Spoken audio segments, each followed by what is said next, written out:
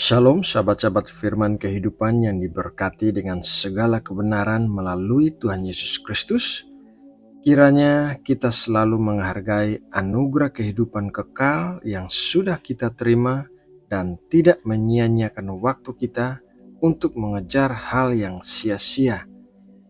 Sahabatku, kita akan segera memulai saat teduh untuk mendengarkan renungan firman Tuhan. Tetapi pertama-tama mari kita menyatukan hati untuk berdoa. Bapa, kami mengarahkan telinga, hati dan pikiran kami kepadamu dalam kerinduan untuk menerima berkat kebenaran-Mu yang akan mengubahkan hidup kami. Hari ini kami akan belajar tentang kunci untuk bisa hidup benar, dan kami berdoa memohon Roh Kudus menerangi kami dan memberikan hikmat untuk bisa mengerti apa yang akan kami dengarkan. Terima kasih ya Bapa, di dalam nama Tuhan Yesus Kristus kami berdoa dan mengucap syukur. Amin.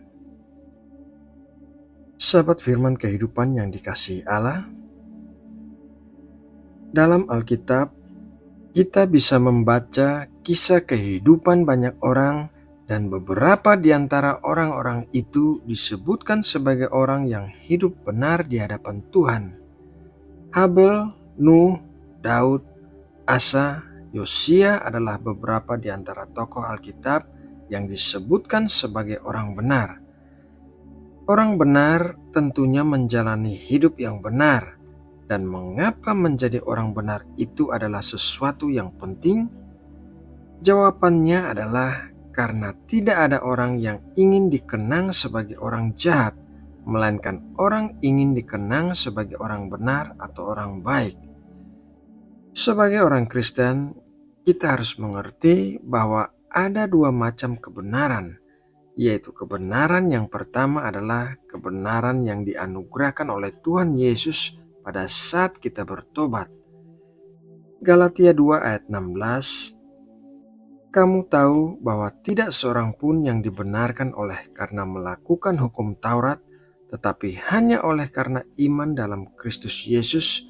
Sebab itu kami pun telah percaya kepada Kristus Yesus, supaya kami dibenarkan oleh karena iman dalam Kristus dan bukan oleh karena melakukan hukum Taurat. Sebab tidak ada seorang pun yang dibenarkan oleh karena melakukan hukum Taurat. Kebenaran ini adalah kebenaran Tuhan Yesus yang dipakaikan kepada kita, sehingga kita dianggap benar oleh Allah Bapa karena apa yang telah dilakukan Tuhan Yesus di atas kayu salib. Kebenaran kedua adalah kebenaran yang merupakan proses di sepanjang hidup kita. 3 Yohanes 1 ayat 3-4, sebab aku sangat bersukacita ketika beberapa saudara datang dan memberi kesaksian tentang hidupmu dalam kebenaran, sebab memang engkau hidup dalam kebenaran. Bagiku tidak ada sukacita yang lebih besar daripada mendengar bahwa anak-anakku hidup dalam kebenaran. Setelah kita menerima anugerah kebenaran dari Tuhan Yesus, kita juga harus hidup dalam kebenaran sebagai tanda kehidupan baru kita bersama Kristus. Hidup dalam kebenaran di sini berarti kita melakukan hal-hal yang benar sesuai dengan firman Tuhan. Dan hidup dalam kebenaran hanya bisa terjadi apabila kita tinggal dalam atmosfer yang tepat, memiliki sumber kekuatan yang benar, memiliki informasi yang benar, dan memiliki fokus yang benar. Mari kita lihat satu persatu. Hal yang pertama adalah tinggal dalam atmosfer yang tepat. Arti kata atmosfer di sini bukanlah lapisan gas yang menyelimuti bumi, melainkan suasana atau perasaan yang menyelimuti seseorang. Untuk bisa hidup benar, kita harus menyelimuti diri kita dengan suasana yang benar, dan dalam hal ini adalah tinggal dalam atmosfer rohani. Firman Tuhan dalam Mazmur 34 ayat 2 berkata demikian, aku hendak memuji Tuhan pada segala waktu, puji-pujian kepadanya tetap di dalam mulutku. Atmosfer rohani bisa diciptakan dengan puji-pujian yang keluar dari mulut kita setiap saat, sehingga kita memiliki kesadaran akan kehadiran Tuhan bersama kita. Dengan demikian, kita akan selalu berusaha hidup benar sesuai kehendak Tuhan karena menyadari kehadiran Tuhan bersama kita setiap saat. Hal yang kedua adalah memiliki sumber kekuatan yang benar. Yohanes 14 ayat 16, Aku akan minta kepada Bapa, dan Ia akan memberikan kepadamu seorang penolong yang lain, supaya Ia menyertai kamu selama-lamanya. Berusaha untuk hidup benar dengan menggunakan kekuatan kita sendiri adalah hal yang mustahil. Sebagai manusia, kita memiliki kecenderungan untuk selalu berbuat dosa. Oleh karena itu, kita membutuhkan sumber kekuatan yang lebih tinggi yang bisa membuat kita menjauhi dosa atau cepat bertobat di saat kita melakukan dosa. Dan sumber kekuatan itu adalah Roh Kudus yang tinggal di dalam kita. Hal yang ketiga adalah memiliki informasi yang benar.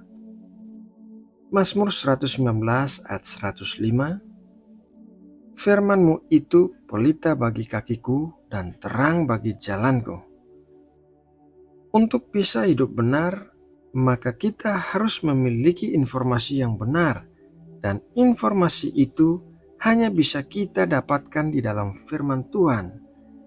Firman Tuhan akan memberikan panduan bagi kita dalam setiap segi kehidupan kita, baik itu dalam kehidupan pribadi, rumah tangga, mengasuh anak, bekerja, berusaha, mengatur ekonomi, pelayanan, dan lain sebagainya.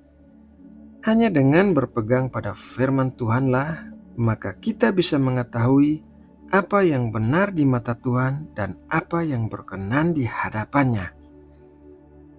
Hal yang keempat adalah memiliki fokus yang benar. Matius 6 ayat 33, Tetapi carilah dahulu kerajaan Allah dan kebenarannya, maka semuanya itu akan ditambahkan kepadamu. Fokus kita sangat penting dalam menentukan apa yang kita lakukan dalam hidup kita. Jikalau kita berfokus pada Tuhan, maka kita akan menaruh perhatian pada hal-hal yang rohani.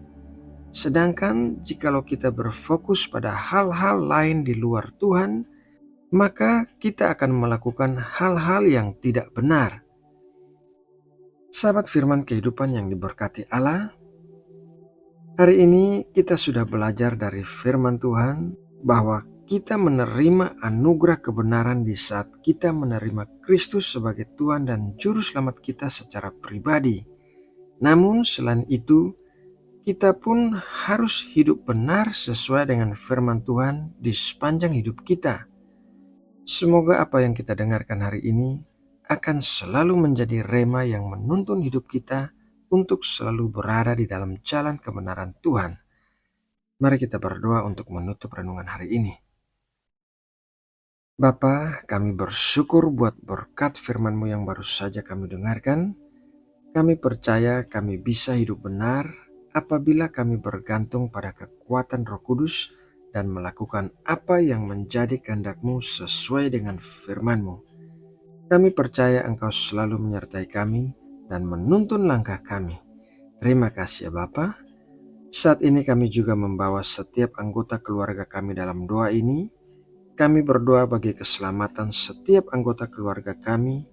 Kiranya Roh Kudus senantiasa menjamah dan berkarya di dalam hati dan hidup mereka. Kiranya Engkau selalu melindungi dan memberkati mereka. Terima kasih ya Bapa. Dalam nama Tuhan Yesus Kristus, kami berdoa dan mengucap syukur. Amin.